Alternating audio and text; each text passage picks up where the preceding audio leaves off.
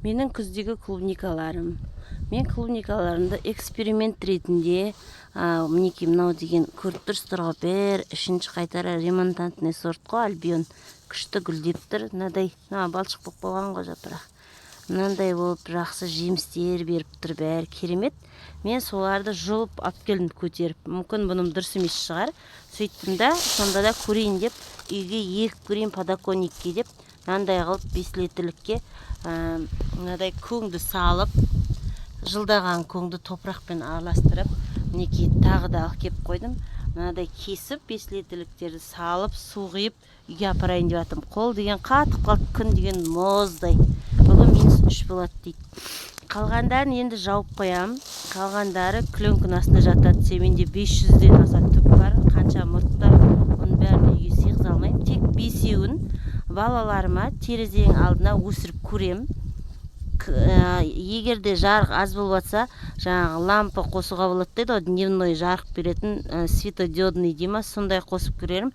Болмаса терезенің алдына қоятындай қылып, шағындап мынадай 5 литрлікке жақсы көңді салып, менде биогумус та бар. Просто қазір оны несінен жаңа ішіндегі червтан ажыратып, сөйтіп кептіріп алу керек, ато ішіне червтар кетіп қалады. Оған мен үлгірмей қалдым.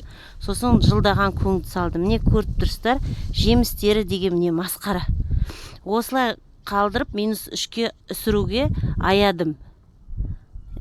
Все-таки үйге апарып қойыншы подоконникке деп, сондай бір ой жылт ете қалды. Адамның ойына ой келсе, жаңа мүмкін емес, ешнәрсе болмайды дейді ғой, бәрі Алланың қолында.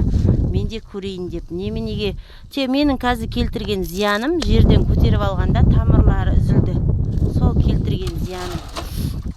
Сондай стресс қылдым. Енді амал жоқ. Енді сол стресстен кейін мына гүлдерінің бәрі шыға ма, түсіп қала ма, оны көреміз. Пока мен осылай істеп жатырмын. Мінекей жемістермен тұр. Басындағы негізі отырғызған кезде жемісін, гүлін бәрін қиып тастау керек қой. Тамырланып кетуге күш алмас үшін. Енді мен кішкене біршама андай земляной ком дейді ғой, жердің несін өзім барымша көтеріп алдым. Немен күрекпен. Еще бізде жер тас болып қатып жатыр. Сонда да бірақ астыңғы тамырлары үзілді, мінекей. Үзіліп қалды. Қол деген қатып қалды. Суда мұздай даладағы, енді үйге апарам. Мына жерде ағаштың күлі бар еді, ұнталған. Соны астына салғым келмеді, оны ұмытып кеттім, жаңа әкеп қойып. Жұмыртқаның скорлупа бар, дайын. Оны да салмаппын. Қазір мыналарына қалған, мінекей 1, 2, 3 қалды, соған саларым. Міне тағы бір ыдыс дайындап қойдым. Міне бір ыдыс. Соған салам.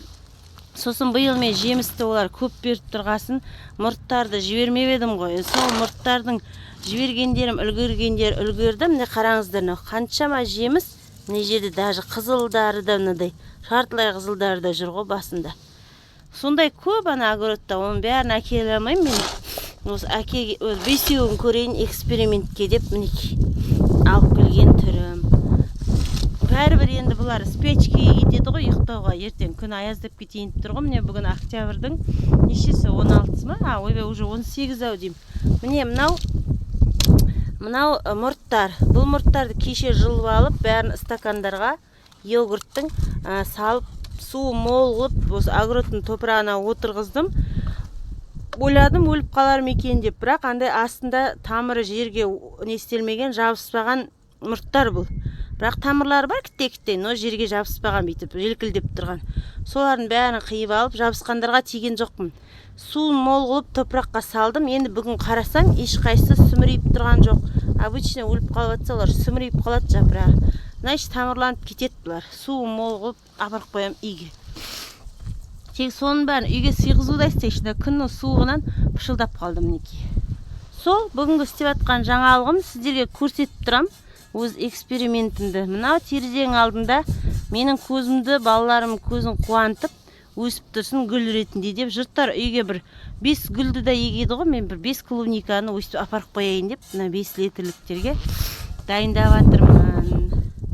Сол алда түсіріп тұрам, не болған. Мұрттарын да қалай нестелгенін көрсетем. Тамырланған, бұйырса.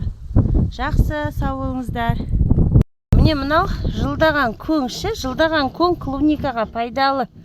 ол күйдірмейді астын, еще топырақ қосқан оған. Вообще клубниканың ең бірінші секреті топырағы күшті болу керек дейді ғой. Тамыр күшті болу үшін топырақ деген борпылдақ болу керек дейді. Менде саз топырақ ең бірінші жіберген қателігім осы клубникадағы. Зато адам солай қателік арқылы өзі үйренеді ғой. Ода борпылдақ топырақ болу керек екен, су ұстамайтын. Міне бірінші қателік менде сол болды. Сондықтан мына көңді салған жақсы, бірақ көңде де андай аурулар көп болады. Оны дезинфекциялаған жақсы, қайта-қайта. Екінші жіберген қателігім сол осындай асты шірімес үшін оның бір арнайы улары бар екен, за сезон 3 рет істейтін клубникаға. Сондай уды беріп тұруларыңыз керек. Сосын песок араластыру керек. Мен жаңа песок араластырған жоқпын, песок та бар еді, хотя көң істеп атқасын. В общем, песок араласу керек неге? И мына орыстардан көрдім, скорлупа көп екен үйде. Осыны мықтап ұнтау керек деп еді, менікі мықтап ұнталмай қалған. Кофемолкамен ұнтау керек мынаны. Араластырып жіберейін енді ішіне. В общем, скорлупада пайдалы дейді. Менде қырғын 500 штукқа скорлупа қайда. Қазір тек шамалыға үйдегі жаңа подоконникке тұратынға салып атқан тұрым. И то мынау дұрыс емес, ірі. Мынадан пайда жоқ, бұл езіліп бармайды. Кофемолкамен ұнтау керек. Сосын ағаштың күлі керек. Ағаштың күлі ұнтақ болса салар еді, мынау ірі. Астына как дренаж ретінде мынаны салып жіберуге болады. Бұл тоже микроб өлтіреді. Мынау да сондай бір демесі бар дейді, и сосын кальций береді дейді. Сосын биогумус бар, жақсы бұйырса, сосын биогумустарды салам. Енді бұларға салынбай кетті биогумус. Мыналарды екіте ыдыста тұр ғой, ертең мұрттар өседі, соны биогумус бар ыдыстарға отырғызам. Мынадай сияқты. Мінекей, енді клубникаларды үйге қойдық, бәрі тұр, жақсы, пока шүкір. Ана жапырақтарындағы тесіктер уламағаннан нелерін жеп қойғаны ғой. Бес ыдысқа салып қойдым. Осындай бесеуін. Басындағы жемісімен, гүлімен тұр. Айтам, келесте қалай болған жағдай. Үйде тұр қазір. Жағдайлар жақсы, міне өсіп жатыр. 3-4 күн болды ба? Міне жемістер тұр. Мынау күн жақ бетке қойдым. Пока бұлар әлі тамырлары үзілген ғой. Сол тамырларын орнына келтіріп атырау дейм. Сол тұр, ондай қатты жемісі қызарып атқан жоқ. Мінекей, гүлдері бәрі тұр. Әзір тамырларын орнына келтіріп атырау дейм. Бірақ гүлдерін жоғарыға көтеріп тұр. Бұларды жандай ухачискімен бейтіп бір-біріне, еле болмаса андай кисточкімен тозаңдандыру керек дейді. Гүлін бір-біріне.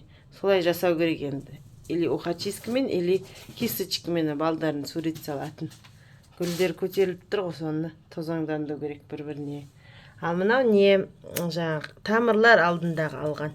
Сол тамырлар мен суда, мынандай болып тамырланып жатыр. Нелер? Мұрттар. Біреулер сұрап еді, соларға арналған.